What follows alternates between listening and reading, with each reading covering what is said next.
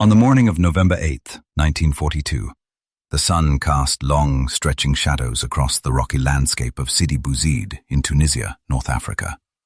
Oberreiter Wilhelm Schmidt crouched behind the cover of a stone wall, his hands firmly gripping the familiar wood and steel of a Karabiner 98k rifle, a weapon that had been his constant companion through 3 years of service.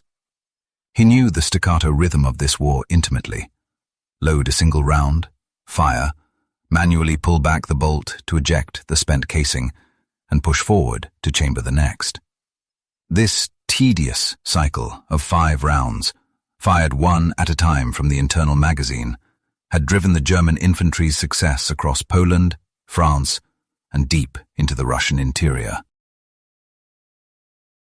As a skirmish line of American infantrymen advanced across the dusty terrain, Schmidt recalled the briefings describing these opponents as soft, inexperienced, and woefully unprepared for the harsh realities of true combat.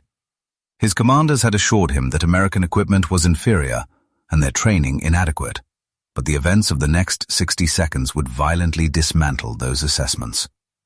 When the opposing forces opened fire, the auditory experience was completely unlike the familiar cadence of bolt-action exchanges Schmidt was accustomed to.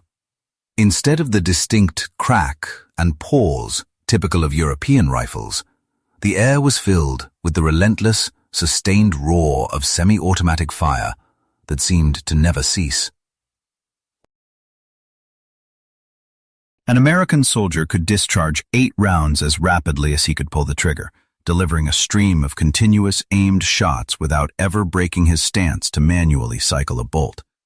By the time Schmidt managed to discharge perhaps 3 rounds, his adversary had already emptied an entire 8-round clip and was in the process of reloading, signaling that the M1 Garand was about to systematically demolish established German infantry doctrine. The psychological shock to soldiers raised on the myth of Germanic military superiority would prove just as consequential as the kinetic energy of the weapons themselves, forcing a complete tactical transformation upon their military establishment. German confidence was rooted in a martial tradition spanning centuries, epitomized by the Kar-98k, which had been adopted on June 21, 1935, as the supposed pinnacle of bolt-action engineering. Reliable in freezing mud and accurate out to 550 yards with iron sights, this rifle embodied everything German planners believed a military arm should be. Firing the powerful 7.92 by 57 mm Mauser cartridge, the weapon was capable of penetrating substantial cover and, in trained hands, had successfully conquered most of Europe. Wehrmacht doctrine emphasized deliberate, aimed fire from prepared positions, where a skilled soldier could deliver approximately 15 rounds per minute while cycling the action with practiced efficiency. This rate of fire had seemed entirely adequate when facing British, French, or Polish troops, armed with comparable bolt-action weapons, even if the British Lee Enfield, with its 10-round magazine, offered a slightly higher volume of fire at the cost of some accuracy. However, when American forces commenced major combat operations in North Africa during Operation Torch in November 1942, German intelligence reports painted a dismissive picture of an enemy possessing industrial abundance but lacking military finesse.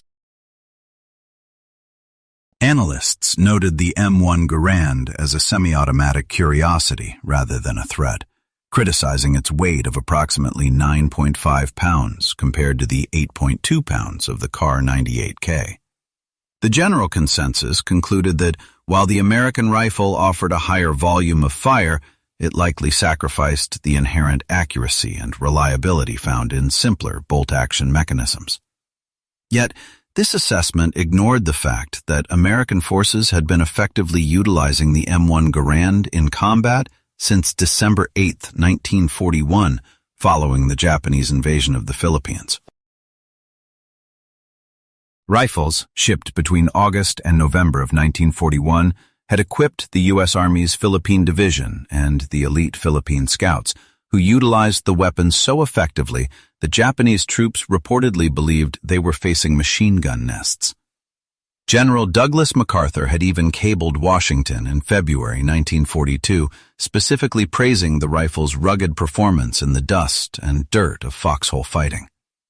By the time the Wehrmacht encountered Americans in North Africa, the Garand had already proven itself through nearly a year of brutal jungle warfare, and the reality on the Tunisian plains shattered German assumptions with brutal efficiency. When Schmidt's unit opened fire from their established defensive positions, expecting to halt the advance with disciplined shots, they were immediately suppressed by a massive volume of return fire that was distinct from the machine gun bursts they knew how to counter. This was continuous, sustained rifle fire, where every time a German soldier raised his head, he was greeted by multiple incoming rounds. The mathematics of the engagement were undeniable. In a 2-minute firefight, a German soldier might deliver 30 aimed rounds, whereas an American with an M1 Garand could discharge 80 rounds in the same period. More critically, while the German had to break his sight picture to work the bolt and reacquire the target after every shot, the American simply pulled the trigger 8 times in rapid succession. The M1's modest recoil barely disturbed the shooter's aim, allowing for rapid, accurate follow-up shots that overwhelmed the bolt-action doctrine. This semi-automatic capability relied on an ingenious gas-operated system where, as a round was fired, expanding propellant gases were diverted through a port in the barrel into a cylinder located below, driving a piston that instantly cycled the action. When you examine the mechanics of the M1 Garand, you immediately notice that the action remained firmly locked between shots, ensuring the alignment between the barrel and sights never wavered. This design meant that accuracy did not suffer, even during rapid fire, with tests at the Springfield Armory proving the rifle could consistently maintain 4-minute of angle groups, a spread of just 4 inches at 100 yards.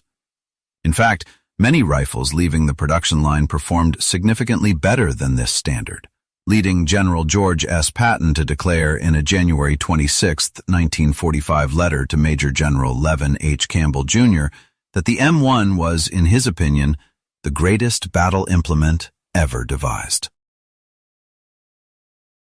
You might think Patton's praise was hyperbole, but he understood that this weapon had fundamentally revolutionized infantry combat by granting a single soldier the firepower of multiple riflemen armed with bolt-action weapons. This advantage came without any sacrifice in reliability or effective range, and by mid-1943, the United States Army was equipping entire divisions with M1 Garands. The scale of this effort was staggering. Between 1937 and 1945, American industry manufactured approximately 4,040,802 rifles, with the Springfield Armory in Massachusetts producing 3,526,922, and Winchester Repeating Arms in Connecticut adding another 513,880. By the time D-Day arrived in June 1944, production had reached such heights that virtually every American rifleman you saw hitting the beaches carried an M1 Garand. This was an unprecedented achievement in military history. An entire force, numbering in the millions, armed with semi-automatic rifles, while their opponents were still relying on older, bolt-action technology. Beyond the mechanism itself, the rifle fired the .30-06 Springfield cartridge, a powerful round serving American forces since 1906, which propelled a 150-grain bullet at approximately 2,800 feet per second, delivering massive energy at extended ranges. The rifle was fed by an 8-round en-bloc clip inserted directly into the action, which would automatically eject with a distinctive metallic ping after the final round was fired. While you might expect this sound to alert the enemy, combat veterans consistently reported that the deafening noise of battle made the ping inaudible beyond just a few yards. More importantly, the M1's reliability became legendary. Whether exposed to North African dust, Italian mud, or the freezing conditions of Northern Europe and Korea, the weapon functioned with minimal maintenance. You could field strip the rifle without any tools, removing the operating rod and bolt for cleaning and reassembling them in mere minutes, a feat that German observers noted with a mix of professional respect and frustration. German defensive doctrine relied heavily on machine guns like the MG-34 and MG-42 to provide suppressive fire, while riflemen took careful, aimed shots. But these machine gun teams required crews and were vulnerable to artillery. The M1 Garand completely changed this calculus, allowing an American infantry squad to generate firepower approaching that of a German machine gun team, but with the advantage of having that volume of fire distributed across the entire unit. To suppress an American squad, you effectively had to pin down 8 or 9 individually armed soldiers, a reality that German forces learned the hard way during the Italian campaign from September 1943 onward. From the Salerno landings through the brutal fighting toward Rome, German infantry found themselves consistently outgunned, unable to match the volume of fire coming from American lines. A captured report from the 94th Infantry Division, dated March 1944, noted that German troops were frequently pinned down by rifle fire, even when holding superior positions, leading to urgent recommendations for increased machine gun allocation to compensate for the American advantage. The German military establishment recognized this disparity and attempted to catch up, first with the Gewehr 41 in 1941, which spawned competing designs from Mauser and Walther. However, both the G41M and G41W were deeply flawed, because specifications forbade drilling a gas port in the barrel, forcing designers to use complex, unreliable gas trap systems at the muzzle that added weight and fouled easily. These rifles were difficult to manufacture and maintain, resulting in a limited production run of somewhere between 6,000 and 15,000 units before the design was abandoned in favor of a better approach. German designers eventually studied captured Soviet SVT-40 rifles and admitted that the gas port system they had previously rejected was actually the superior solution. This led to the introduction of the Gewehr 43 in October 1943, a weapon that featured a simpler gas system, a detachable 10-round magazine, and significantly improved reliability compared to its predecessors. Although production reached approximately 402,713 units by the war's end, with about 53,435 fitted with telescopic sights, the weapon arrived too late and in too few numbers to alter the outcome. The production gap was insurmountable. For every 50 Kar-98k bolt-action rifles produced, only one Gewehr 43 left the factory, meaning the vast majority of German infantry fought the entire war with outdated bolt-action weapons. Even those soldiers who received the G43 found it was not equivalent to the M1 Garand, as it was more complicated to maintain in the field and suffered from chronic parts shortages as German industry collapsed.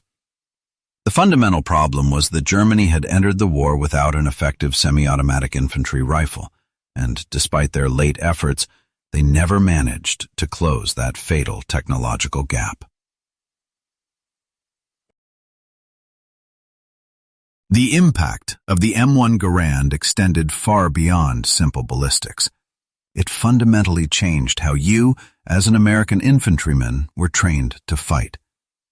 Doctrine shifted to emphasize rapid target acquisition and continuous fire, assuming that every rifleman could place substantial rounds on target quickly. This allowed squads to advance using fire and maneuver tactics with devastating effectiveness, as the sheer volume of fire from the M1s allowed half the squad to lay down an impenetrable wall of cover, while the other half moved forward. On June 6, 1944, the 352nd Infantry Division maintained a staunch defense of the high ground overlooking Omaha Beach. This full-strength force, comprised of 12,020 men, occupied positions on the bluffs that were theoretically impregnable, featuring reinforced concrete bunkers and interlocking machine gun nests designed to create deadly fields of fire. However, once American troops reached the base of the cliffs, the tactical situation shifted drastically due to the overwhelming volume of their return fire. Every American soldier was equipped with a semi-automatic rifle, and by unleashing a continuous barrage, they made it nearly impossible for the German defenders to maintain aimed fire, as even machine gun crews found themselves suppressed by dozens of rifles simultaneously. During the intense fighting of June and July 1944, German infantry faced the full brunt of this firepower within the confined spaces of the Normandy hedgerows. Combat in this terrain often occurred at ranges of under 100 yards, where the rapid-fire capability of the M1 Garand proved to be the deciding factor, rendering traditional German tactics, where a few riflemen covered maneuvering comrades, completely obsolete. The suppression generated by the M1 Garand was so heavy and sustained that it forced German troops to keep their heads down, a fact corroborated by post-war statistical analysis conducted by the Historical Division of the United States Army. By examining after-action reports and casualty data, researchers discovered that American squads inflicted significantly higher casualty rates than their numbers predicted, a discrepancy that, despite the influence of artillery and air support, pointed clearly to the technical advantage of their standard-issue rifle. American infantrymen could reasonably expect to win engagements even when outnumbered, provided they had adequate cover and ammunition, prompting the German army to develop a technological countermeasure. Their solution was the Sturmgewehr 44, the world's first true assault rifle, which fired an intermediate cartridge, the 7.92 by 33 mm Kurz, from a 30-round magazine in either semi-automatic or fully automatic modes. Although approximately 425,977 units were produced, primarily in 1944 and 1945, the Sturmgewehr 44 arrived too late to alter the war's outcome. Much like the Gewehr 43, it was issued in insufficient numbers, meaning most German infantry never saw one, and even those who did often lacked adequate ammunition, as Germany's industrial capacity crumbled under Allied bombing. The technical evolution of the American service rifle began long before the conflict, driven by the work of John Cantius Garand, who was born on January 1, 1888, in Saint-Remy, Quebec. After moving to the United States in 1899, he began his tenure at the Springfield Armory on November 4, 1919, where he would devote nearly 2 decades to perfecting his design for a semi-automatic rifle. While early prototypes utilized various operating systems, the United States Army originally favored a .276 caliber cartridge for its superior ballistics. However, General Douglas MacArthur, serving as the Army Chief of Staff, insisted on retaining the .3006 caliber to utilize existing stockpiles and maintain compatibility with machine guns, a decision made in 1932 that delayed adoption but ultimately proved strategically sound. Garand spent the early 1930s refining the weapon through extensive trials at the Aberdeen Proving Ground and Springfield Armory, where issues were identified and the mechanism was simplified from a gas trap to a gas port system. Following improvements to the trigger group and stock ergonomics, the weapon was officially adopted on January 9, 1936, under the designation United States Rifle, caliber .30 M1. Initial manufacturing was sluggish, with only a few thousand units completed during 1937 and 1938. Yet, as the threat of global war loomed larger, production rates accelerated dramatically, reaching an output of 600 rifles per day by January of 1941. The M1 Garand served as the primary arm for American forces throughout World War II, the Korean War, and the early years of the Vietnam conflict. It was not officially superseded until the adoption of the M14 in 1957, with the transition across all units taking until 1961, though Reserve and National Guard units continued to utilize the Garand well into the 1970s. Beyond its physical effectiveness, the M1 Garand inflicted a profound psychological blow on German soldiers, as the weapon represented a technological superiority that directly contradicted the propaganda they had absorbed. When well-trained German infantrymen found themselves consistently outgunned by individual Americans, the myth of Germanic tactical and technical supremacy began to collapse. Detailed post-war studies of small unit actions consistently demonstrated that American infantry inflicted disproportionate casualties, confirming that the rifle each soldier carried made a measurable difference in combat effectiveness. While German forces attempted to compensate with superior positioning, the sheer volume of aimed fire from American squads would eventually suppress their defenses, allowing maneuver elements to close in and destroy them. The legacy of the M1 Garand extends far beyond World War II, as it established the foundational principle that infantry benefit immensely from self-loading rifles that increase fire rates without sacrificing accuracy. Every modern service weapon, from the AK-47 to the M16 and contemporary assault rifles, owes a conceptual debt to the Garand, which proved once and for all that semi-automatic operation was essential for military firearms. However, possessing exceptional skill while wielding inferior weaponry inevitably leads to diminished results. The M1 Garand provided American infantrymen with a crucial instrument that allowed them to fight effectively, even when facing unfavorable odds or veteran opposition.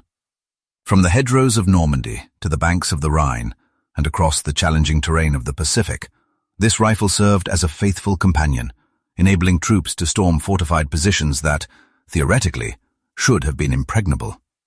It rightfully earned its reputation as one of the finest military arms ever designed, fully justifying General Patton's famous commendation. German soldiers discovered through harsh experience on battlefields across multiple theaters that American infantry firepower presented a fundamental tactical puzzle they could not solve. Their bolt-action rifles were simply unable to compete with the semi-automatic capability that the M1 Garand brought to the fight. This technological leap signaled a new era in warfare, demonstrating clearly to militaries worldwide that the age of massed infantry relying on manual action firearms had effectively ended. Despite their bravery and rigorous training, German troops found themselves at a severe disadvantage in the most critical task of infantry combat, neutralizing the enemy before the enemy neutralizes you. The mathematical reality of this engagement remained constant throughout the conflict.